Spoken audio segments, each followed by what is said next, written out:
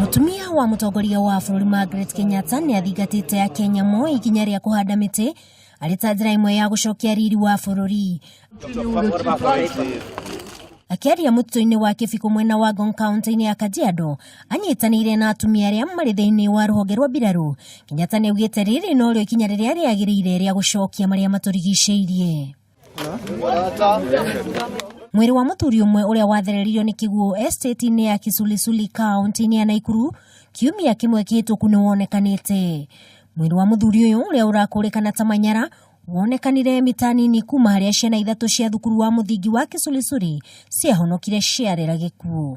Hiyo mwili niliona kwanza nisikia mwili imekuwa na ile wasiwasi pia. Unajua ni mara kwanza pia kupata kitu kama hiyo. Hii mtaro ni mbaya, imetusumbua siku mingi hata kwa manyumba, mara mingi inaingia.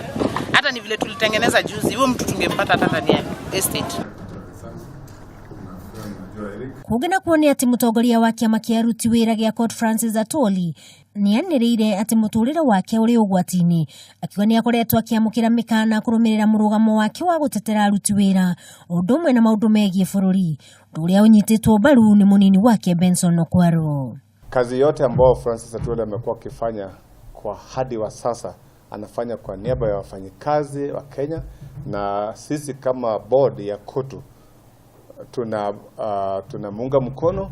Pesa ambao wafanyikazi wa Kenya wanachanga katika NSSF, katika NHIF na shirika zote ambao pesa za wafanyikazi zinaingia National Bank, anasema kwa niaba ya wafanyikazi wa Kenya na ako na idhini ya National Board ya KOTU.